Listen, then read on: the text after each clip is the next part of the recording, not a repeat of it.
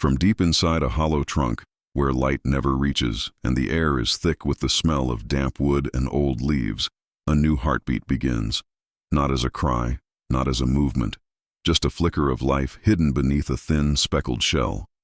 The forest outside is already awake, snakes sliding over mossy branches, eagles cutting sharp circles against the pale dawn, rain clouds gathering over distant ridges. But inside this dark chamber, nothing exists except waiting. The mother Kookaburra has sat here for nearly a month, through hot afternoons when the tree bark soaked up heat like an oven, through freezing nights when her own breath turned to mist inside the hollow. She has not left for more than a few minutes at a time. Her mate brings food, grubs, small lizards, sometimes a skink torn in half, and she eats quickly, never rising from the eggs. There are 3 of them, white, fragile, each no bigger than a walnut. But only one will crack open today. The others are silent. Still, their yolks never quickened. In the wild, failure begins before life even starts. Inside the surviving egg, a tiny beak has been growing for weeks. It is soft at first, almost rubbery, because bone takes time and calcium is scarce. A small muscle on the back of the chick's neck begins to twitch. This is the hatching muscle, a temporary organ that will wither away after a few days. Without it, the chick could never break free. The shell is strong enough to protect against bumps and predators, but now that same strength becomes a prison. The chick moves its head upward, pushing a special egg tooth, a sharp temporary spike on the top of its beak against the inner wall. Tap. Pause. Tap again. The movement is exhausting. The chick has no real strength yet. Its legs are curled, its eyes are sealed shut, its body is folded like a question mark. But instinct drives it forward. Tap. A tiny crack appears, less than a hairline, invisible, from outside. The mother feels it through her brood patch, a bare area of skin on her belly that transfers warmth directly to the egg. She shifts her weight slightly, careful not to crush what is emerging. Hours pass. The crack grows. The chick rests between efforts, its heart beating so fast it feels like a continuous hum. Inside the egg, there is still yolk sac attached to its navel. That sac contains the last reserves of nutrition, enough for maybe 12 hours after hatching. If the chick takes too long to break free, it will starve before it ever sees light. The mother cannot help. She cannot peel the shell away. That would tear the chick's skin or damage the blood vessels still connecting it to the inner membrane. The struggle must be entirely its own. This is nature's first filter. If you cannot fight your way into existence, you do not deserve to exist at all. Finally, after nearly a full day of chipping and pressing, the shell splits in half. The chick spills out onto the nest floor, a wet, pink, shuddering thing. Its skin is so thin that you can see the dark shape of its liver and the coiled tubes of its intestines. No feathers, no eyelids. Its legs splay sideways because the hip joints haven't locked into place. It looks less like a bird and more like a mistake. The mother immediately eats the broken shell. This is not cruelty. It is strategy. The shell contains calcium that she lost during egg formation, and eating it prevents predators from smelling the evidence of a newborn. She also consumes the unhatched eggs, the silent ones, because waste is a luxury the wild cannot afford. The surviving chick lies in the nest hollow, blind and naked, barely able to lift its head. The temperature inside the trunk is 15 degrees colder than its body needs. Without the mother pressing her warm belly against it, the chick would die of hypothermia within an hour. For the first 3 days, the chick does almost nothing except eat and sleep. The parents have synchronized their hunting schedules so that one is always on the nest. The father brings food every 15 to 20 minutes from dawn until dusk.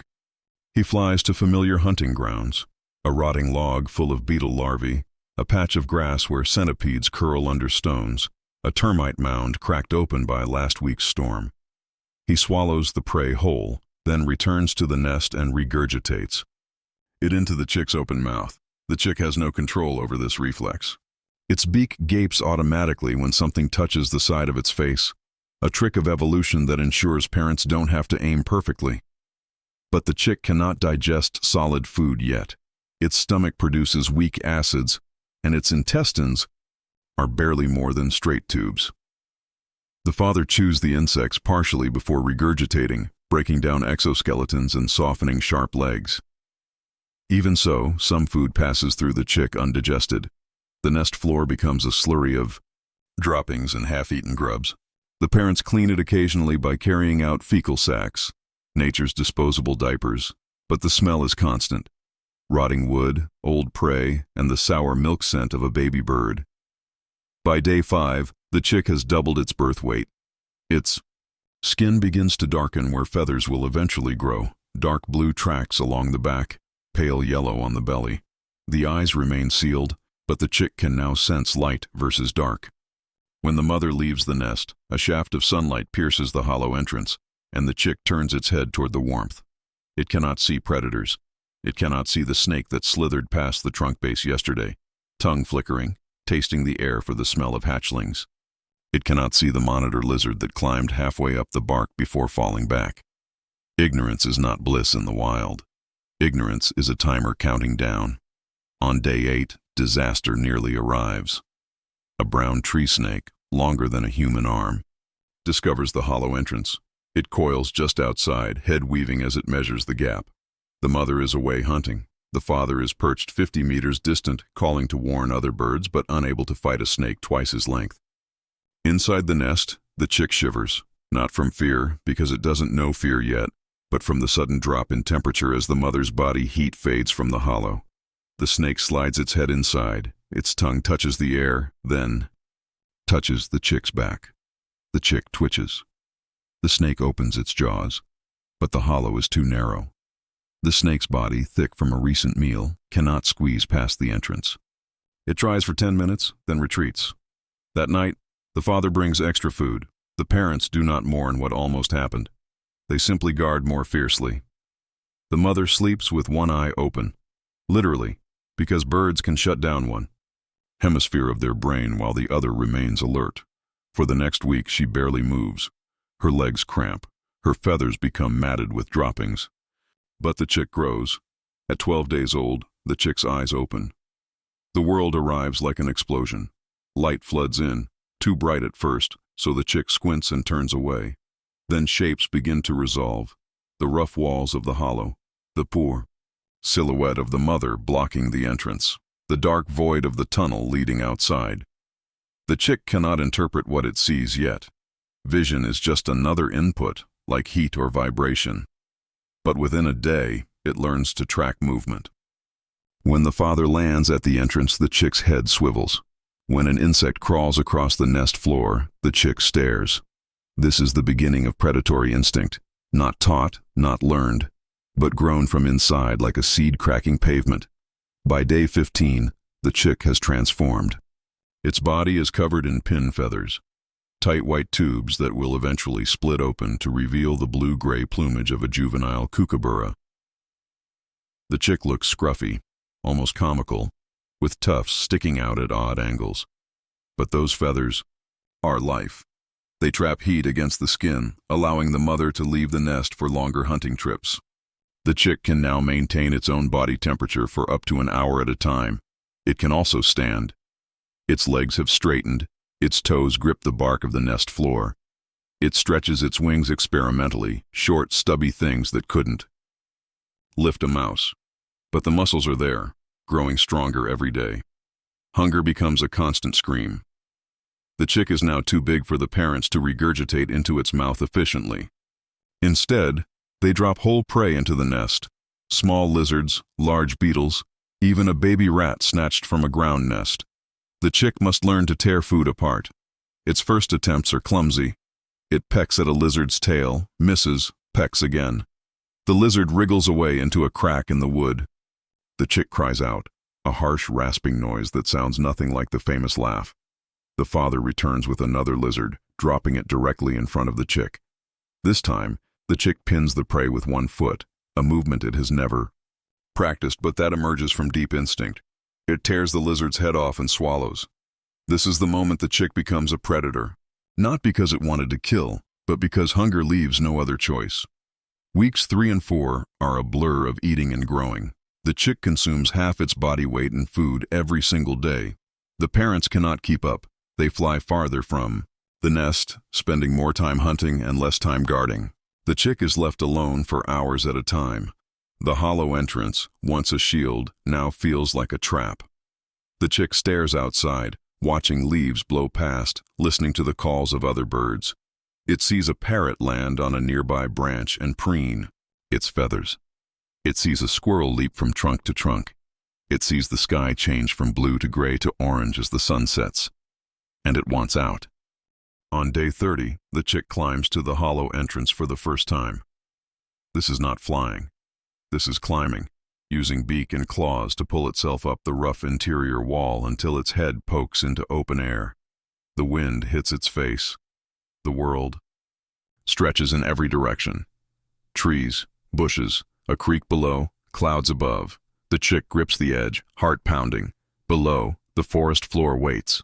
A fall from this height would break bones, rupture organs, end everything. The chick clings for 10 minutes, then retreats back into the darkness. It is not ready, but readiness is not a choice. In the wild, you jump when the nest becomes too small, when the parents stop bringing food, when hunger or fear pushes you over the edge. Day 35. The parents have reduced feedings to 3 times per day. The chick is lean now, no baby fat, just muscle and feathers and bone. Its wings have grown longer. When it stretches them inside the hollow, the tips scrape the walls. There is no more room.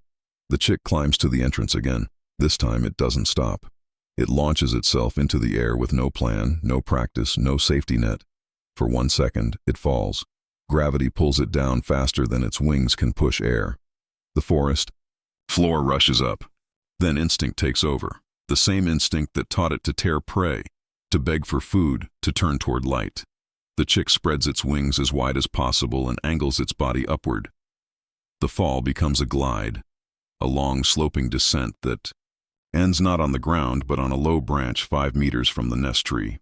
The chick lands badly, stumbling, flapping, nearly falling off. But it lands, alive. The father lands beside it a moment later, not congratulating, not comforting, just watching. There is no celebration in the wild. There is only the next meal and the next threat. The fledgling period lasts 40 more days. The young kookaburra cannot fly worth anything yet. Short hops from branch to branch, clumsy landings, occasional crashes into leaves. It still begs for food, following its parents through the forest with a constant rasping cry. But the parents are growing impatient. They feed it less often, sometimes making it wait hours between meals. The young bird learns to watch them hunt, how they perch motionless for minutes, how they tilt their heads to gauge distance, how they drop straight down onto prey with wings half closed. Imitation is not enough. The young bird must fail on its own. Its first solo hunt is an embarrassment. It spots a grasshopper on a low branch and launches itself at the insect with all the grace of a falling rock. The grasshopper jumps away. The young bird crashes into the branch face first, nearly knocking itself unconscious. It tries again on a beetle. Misses. A skink darts into a crevice. Misses. A caterpillar hangs from a silk thread. The young bird pecks at it, but the caterpillar swings away. Hours pass. Hunger gnaws at its stomach. The parents watch from a distance, offering no help. Finally, the young bird sees a cicada clinging to a tree trunk. It approaches slowly, not because it has learned stealth, but because it is too tired to move fast. It lunges. Its beak closes around the cicada's body. The insect buzzes, legs kicking, but the young bird holds on, swallows.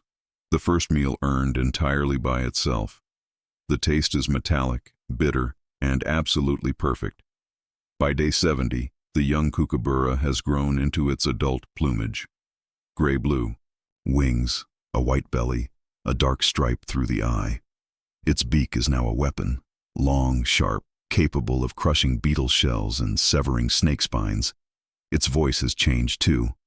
The raspy begging call has transformed into something closer to the famous laugh, a chuckling, chattering sound that rings through the forest at dawn and dusk.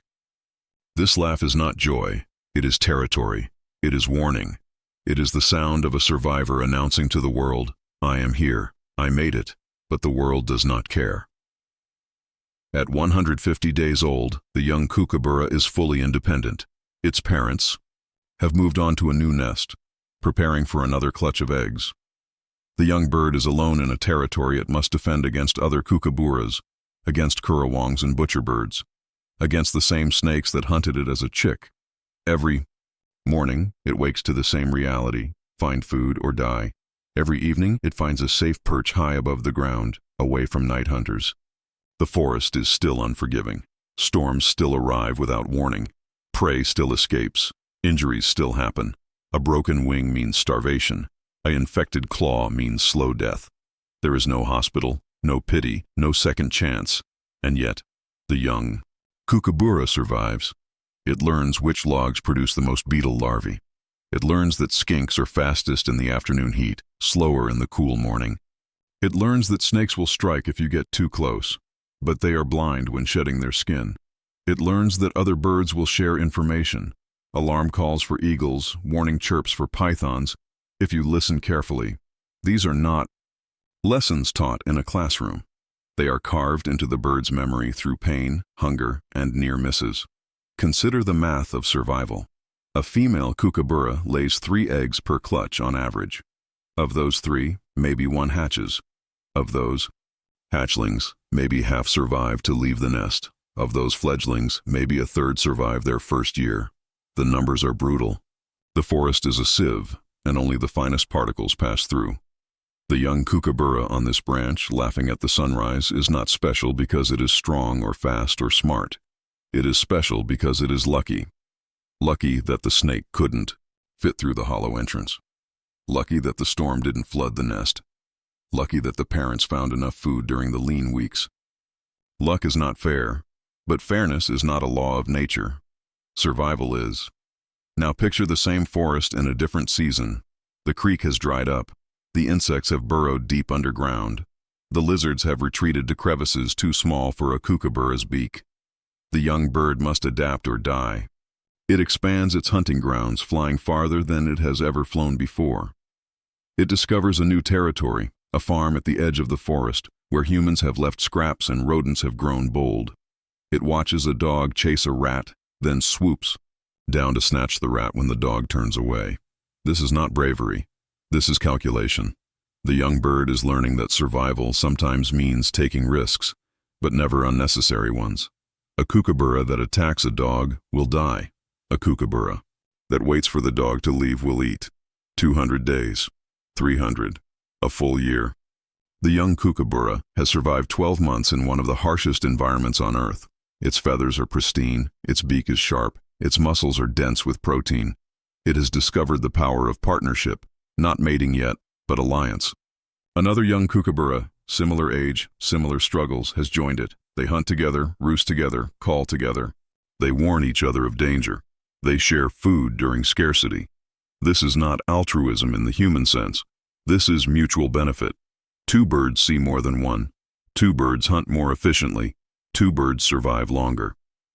The first time the pair successfully defends their territory against an intruder, they laugh together, a duet of chuckling cries that echoes across the valley. The sound carries for half a kilometer. Other birds stop to listen. A python in a nearby tree raises its head, then decides the noise is not food and goes back to sleep. The forest listens to the laughter and understands. 2 survivors have claimed this place. Do not test them. But the forest also remembers that every survivor is a heartbeat away from becoming carrion. The python that ignored them today might not ignore them tomorrow. The drought that ended might return with twice the intensity. The farm at the edge of the forest might be bulldozed for housing, taking the rats and the scraps with it. The young kookaburra does not worry about these things because worry is a luxury of safe minds. Instead, it eats when food is available, rests when it is safe, and stays alert at all other times. This is not a strategy, it is a compulsion. The same way the chick once tapped against its eggshell without understanding why, the adult now hunts without understanding why. Because the alternative is silence, and silence in the wild is the loudest sound of all. The story of the Laughing Kookaburra is not unique, It plays out billions of times across millions of species every single day. A sea turtle hatchling scrambling toward the ocean while crabs snatch at its flippers. A wolf cub tumbling out of a den while a bear sniffs the entrance. A hummingbird chick no bigger than a penny clinging to a thread-thin nest while wind tears at the branches. The details change. The struggle does not. Every wild creature that lives to see its first sunrise has already beaten impossible odds. Every wild creature that sees its first birthday has beaten odds so steep that human math struggles to comprehend them. And yet we watch. We marvel. We subscribe to channels like Echoes of the Wild because some part of us recognizes that these stories matter. Not because they are cute or dramatic or cinematic, though they are all those things. They matter because they are true.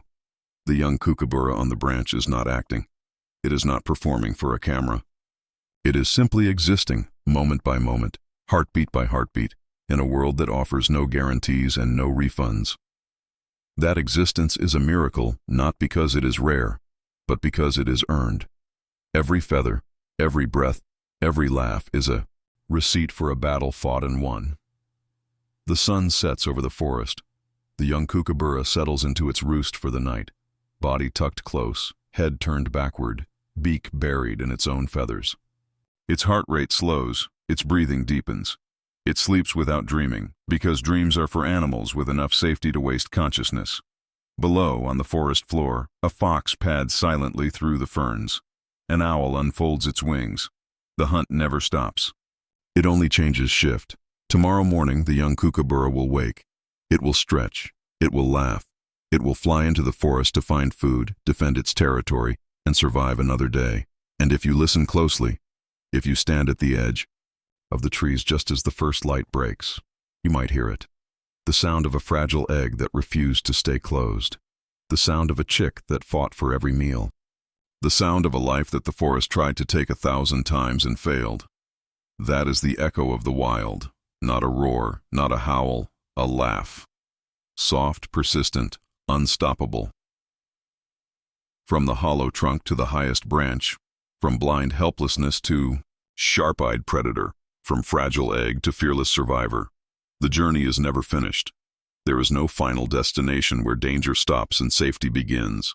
There is only the next moment and the strength to meet it. Every heartbeat is earned.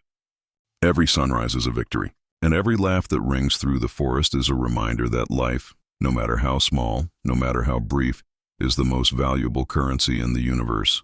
Spend it wisely, spend it fiercely, and never forget that somewhere out there, right now, a tiny bird is cracking through its shell, ready to begin the same impossible journey all over again.